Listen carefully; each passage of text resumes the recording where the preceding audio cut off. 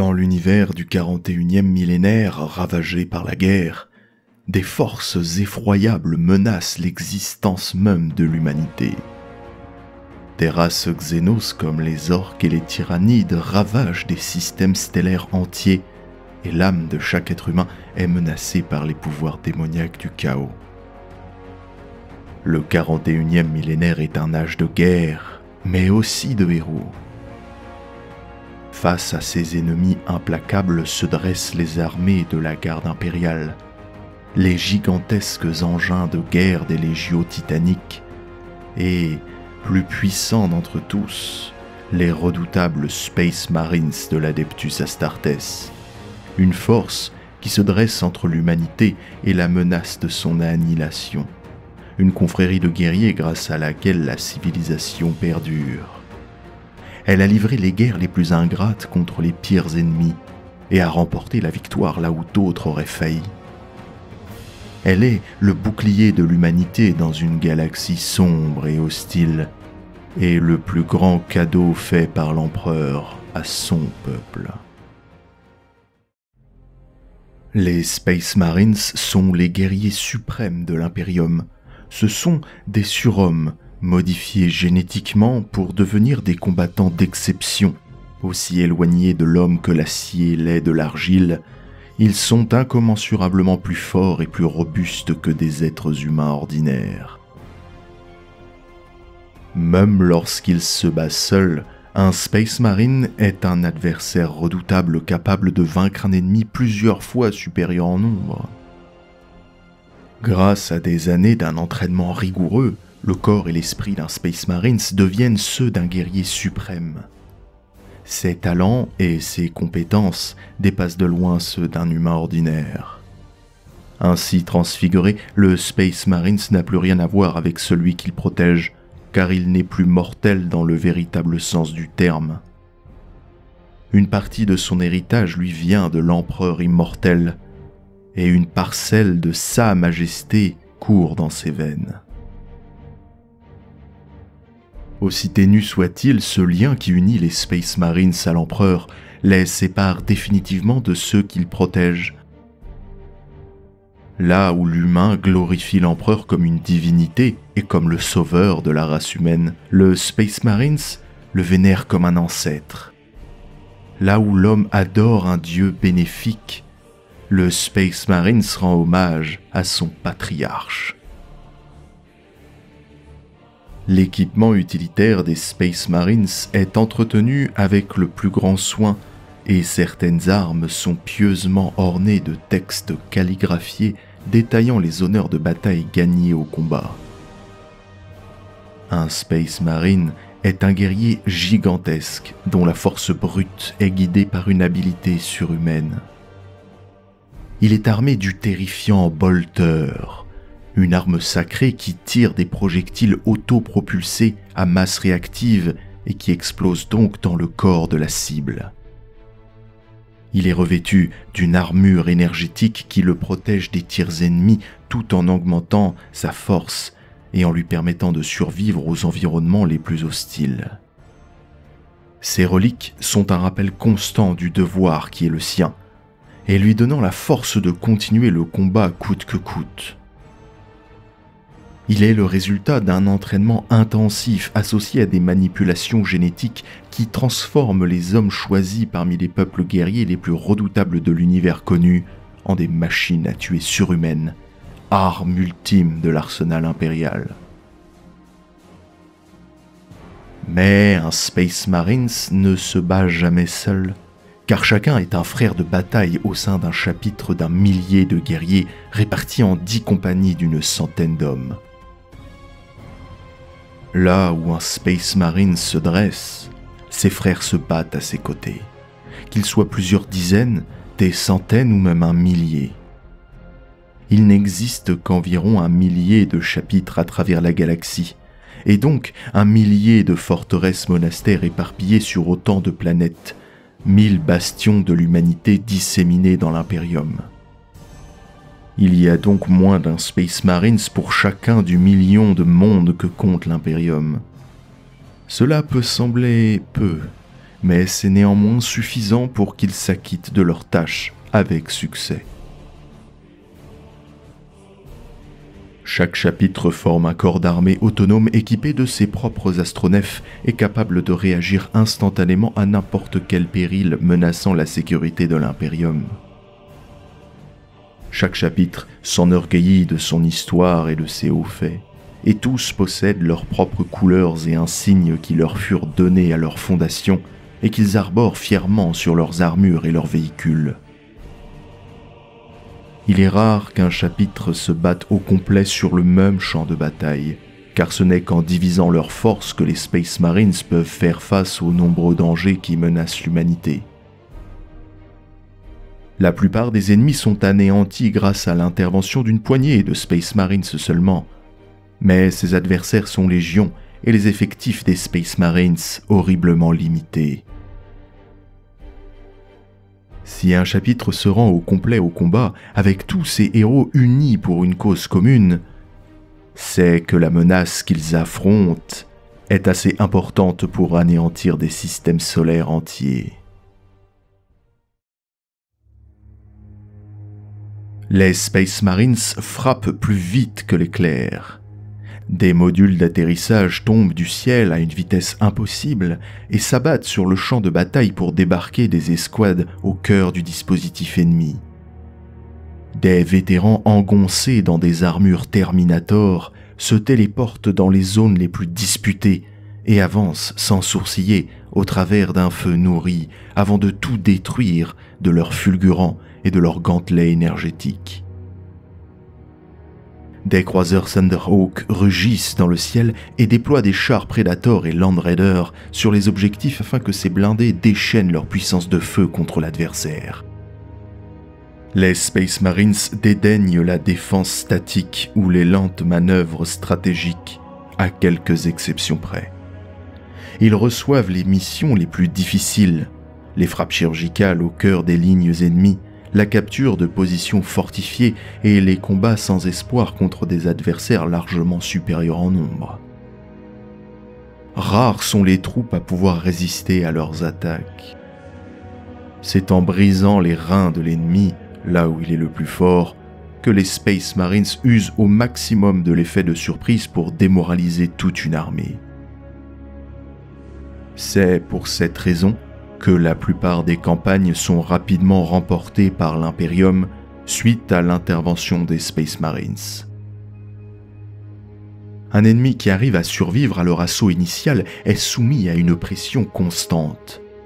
Les Astartes attaquent ces forteresses et massacrent les garnisons à coups de bolteurs et d'épées tronçonneuses et se battent contre des troupes plusieurs fois supérieures en nombre avec une bravoure et une volonté terrifiante à contempler.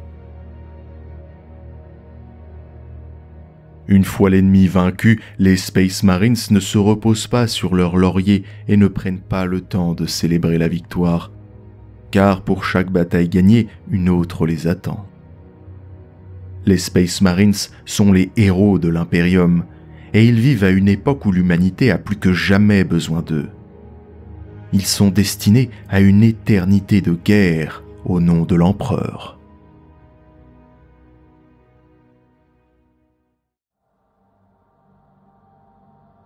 Les Space Marines ne sont pas une armée conventionnelle. Ils frappent vite et fort des cibles stratégiques telles que les commandants, les centres de communication, les dépôts de munitions, les générateurs de boucliers, les cercles d'invocation ou tout élément vital pour les plans de l'ennemi. Répartis en forces de frappe d'élite adaptées à leurs objectifs, les Space Marines sèment la mort et la ruine, déjouant les défenses de l'ennemi bien avant que celui-ci ait conscience du danger. Ils éliminent quiconque se dresse en travers de leur route et se replient sitôt que l'objectif est accompli. Lorsque l'adversaire prend conscience de l'ampleur de l'attaque, les Space Marines sont déjà passés à la cible suivante. Ils peuvent combattre dans les environnements les plus extrêmes, qu'il s'agisse du cœur d'un volcan en activité, de l'enfer toxique d'un monde empoisonné, voire même du vide glacial de l'espace. C'est une chance pour l'Imperium, car lorsque la Grande Faille a déchiré la galaxie, une guerre commencée 10 000 ans plus tôt a pris des proportions infernales. L'Imperium est assailli de toutes parts par des légions démoniaques, des renégats sanguinaires et des sectes démentes. Des empires extraterrestres poursuivent leur politique expansionniste aux dépens de l'humanité, dont les défenses sont mises à rude épreuve jour après jour. L'Imperium a perdu le contact avec la moitié de ses territoires, plongé dans les ténèbres et livré à des horreurs issues des pires cauchemars de la psyché humaine. Sans les Space Marines, l'humanité aurait d'ores et déjà disparu. L'Adeptus Astartes conduit la lutte sur tous les fronts. Durant la formidable croisade Indomitus, qui ramena des centaines de planètes dans le giron impérial, ainsi que lors d'innombrables campagnes, sièges, défenses, embuscades et offensives intrépides, les Space Marines se battent sans relâche pour sauvegarder le royaume de notre bienveillant empereur. Pour le commun des mortels, les Space Marines, descendants des puissants héros qui luttèrent aux côtés de l'empereur en personne, relèvent du domaine des mythes et des légendes. Le nom des plus grands de ces héros est enseigné et on célèbre leur plus haut fait d'armes, conformément à ce qu'enseignent des millions et des millions d'ecclésiastes à travers l'Imperium.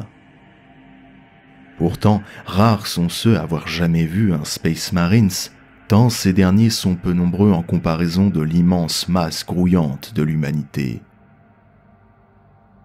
Ce n'est que lorsque vient la guerre, et dans son sillage les armées de l'Imperium, que l'homme du commun peut avoir une maigre chance de voir de ses propres yeux un Space Marines, voire même de lui adresser la parole. La plupart des kidam qui sont amenés à rencontrer un Space Marine risquent de le trouver si impressionnant qu'ils en perdront la parole. Dans le meilleur des cas, ils le considéreront et s'adresseront à lui avec la plus grande déférence. Même les officiers les plus hauts gradés s'inclinent devant un frère de bataille. Du moins le devrait-il.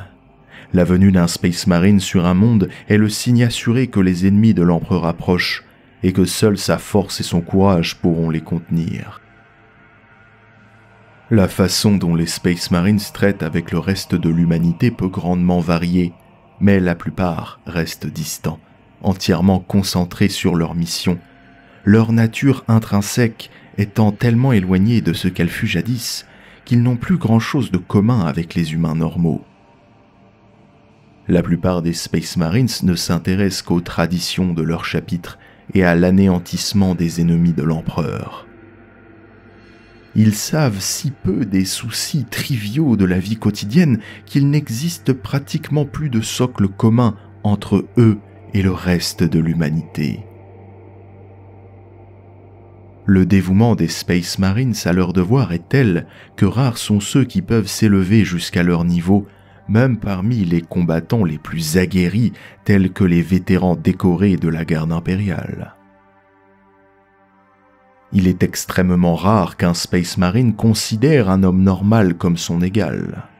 Seuls les plus grands héros de l'Imperium, des hommes comme le commandeur stellaire Macarius, peuvent avoir l'honneur de compter parmi les amis d'un Space Marine de l'Adeptus Astartes.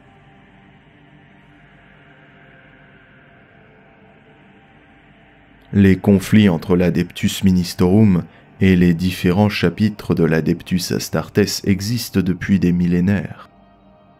Cette situation n'est pas le fait d'un grand conflit passé ou d'intérêts divergents qu'on aurait laissé pourrir.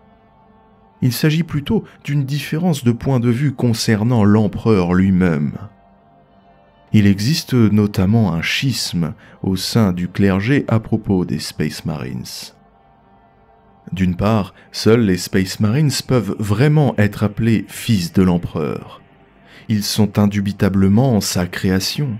Ils ont même été bénis en héritant de certains éléments de sa propre structure génétique. Ce sont les fondateurs de l'Imperium et les défenseurs ultimes de l'humanité.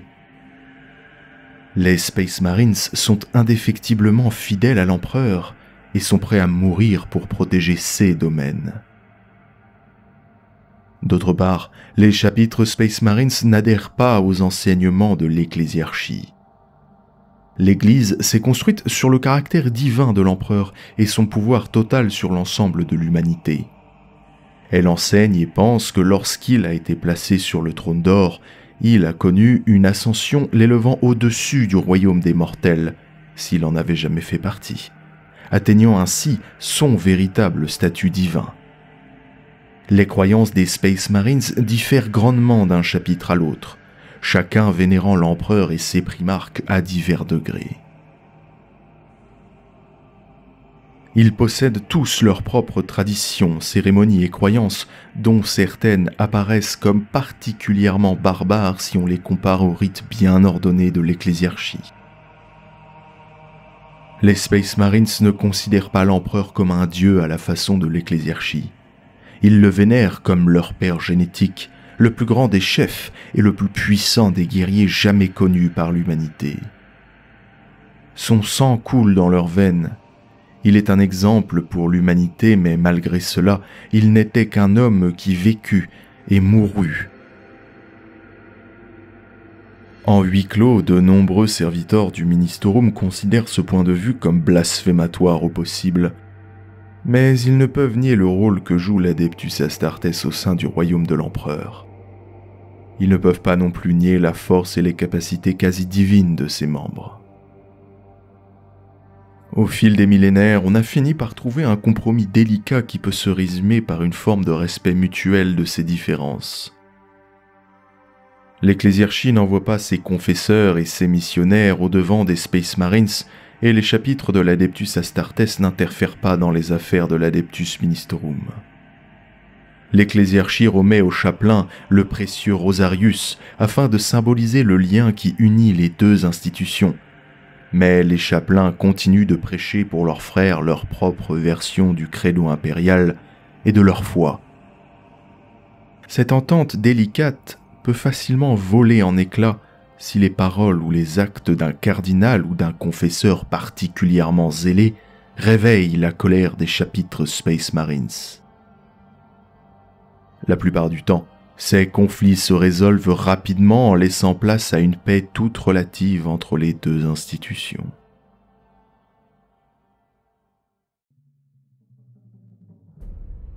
Horus, le plus doué des primarques et le maître de guerre des armées de l'empereur, rejeta soudainement son serment d'allégeance et se soumit au dieu du chaos. La moitié des primarques et leurs légions se rallièrent à Horus et plongèrent l'Imperium dans une guerre civile à l'échelle galactique. Des mondes entiers furent ravagés par les combats fratricides. La plupart des événements relatifs à cette période troublée ont été oubliés, perdus dans les brumes du temps, ou au contraire travestis au point de devenir des mythes. Les forces rebelles du maître de guerre repoussèrent leurs adversaires jusqu'à se retrouver au pied des murs du palais de l'empereur sur Terra. La haine aveugle et la cruauté se mesurèrent alors à la bravoure sur les remparts de l'ultime bastion de l'empereur, tandis qu'on découvrait quelles abominations étaient devenues les primarques déchus. Les ténèbres menaçaient d'engloutir la flamme vacillante de l'humanité, et en ces heures désespérées, l'empereur et ses guerriers les plus loyaux se téléportèrent sur la barge de bataille d'Horus pour l'affronter directement. Les serviteurs des puissances de la ruine furent défaits par l'empereur et ses Space Marines.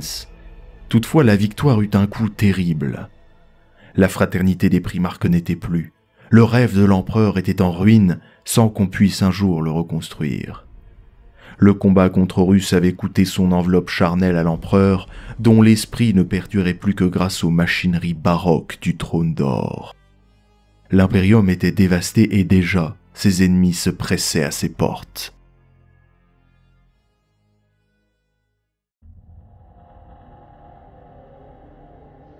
Une fois la menace d'extinction écartée, le primarque des Ultramarines, Roboute Guilliman, s'assura qu'une telle catastrophe ne pourrait jamais plus se reproduire, et il coucha sa sagesse par écrit dans un ouvrage appelé le Codex Astartes. Ce texte devint l'élément le plus essentiel de son héritage et la clé de voûte de l'Imperium. Il décrivait en détail les rôles tactiques de l'Adeptus Astartes, ses équipements, ses marquages d'uniformes, ses protocoles de commandement et bien d'autres aspects des doctrines des Space Marines. En dépit de ces nombreuses facettes, le décret le plus important du Codex Astartes imposait la division des légions de Space Marines en confréries d'environ 1000 combattants appelés désormais chapitres, afin que leurs forces disséminées soient moins sensibles à la propagation de toute forme d'hérésie et de corruption. C'est ainsi que naquirent les chapitres de l'Adeptus Astartes, alors même que les batailles continuaient de faire rage pour éradiquer les rebelles de l'hérésie. Lors de cet événement appelé la Deuxième Fondation, chaque légion donna naissance à un seul chapitre conservant son nom et à plusieurs autres chapitres nouvellement baptisés. En plus d'un nom et d'une héraldique unique, chacun de ces nouveaux chapitres devait choisir un monde chapitral ou l'équivalent pour y implanter sa forteresse monastère. De cette façon, les guerriers d'élite de l'humanité purent se répartir dans tout l'Imperium afin de répondre plus rapidement aux menaces émergentes. Le Codex Astartes précisait que chaque chapitre de Space Marines devait compter 1000 frères de bataille et qu'ils devaient se charger de leur recrutement, de leur entraînement et de leur équipement. Plus jamais un homme ou un surhomme ne serait à la tête d'une formation aussi redoutable qu'une légion de Space Marines. Les Résidorus avaient révélé des faiblesses dans le patrimoine génétique de plusieurs légions de Space Marines. Ces défaillances avaient été exacerbées par le processus accéléré de réplication génétique, ce dernier ayant été imposé par le rythme auquel les énormes légions devaient remplacer leurs pertes. Guilliman pensait que les puissances de la ruine avaient été en mesure d'exploiter des faiblesses physiques et mentales, pourtant invisibles, afin de pousser les guerriers de l'empereur à le trahir. Ainsi, le grand œuvre de l'empereur était défaillant dès ses origines. Un des objectifs essentiels du Codex Astartes était d'identifier et d'éliminer cet art génétique. Ainsi, l'ouvrage décrétait que désormais le processus de création des Space Marines devait être plus lent et mieux contrôlé. Les stocks génétiques utilisés pour créer les implants de l'Adeptus Astartes seraient vérifiés minutieusement. Les organes mis en culture seraient soumis à des tests de pureté rigoureux. Les néophytes subiraient des tests impitoyables avant d'être intronisés afin que seuls les plus déterminés réussissent. Enfin, Roboute Guilliman ordonna à l'Adeptus Terra de mettre en place des banques génétiques chargées de produire et de stocker le patrimoine génétique des Space Marines. Elle seule serait en mesure de fournir le matériel génétique nécessaire à la création de nouveaux chapitres. Afin de prévenir toute contamination, le stock génétique de chaque légion fut isolé, alors que celui des légions renégates fut placé en secret dans des cryptes de stase scellées, même si beaucoup pensaient alors qu'il avait été détruit. En détenant le patrimoine génétique des Space Marines, l'Adeptus Terra était assuré de contrôler et de décider de la fondation de nouveaux chapitres. Néanmoins, un tel événement se produisit fréquemment au cours des 10 millénaires qui suivirent, même s'il est impossible de dire combien de chapitres Astartes ont été créés et combien ont disparu à cause des périodes de troubles et d'anarchie. Les chapitres qui respectent scrupuleusement les édits de Guilliman sont appelés chapitres codex.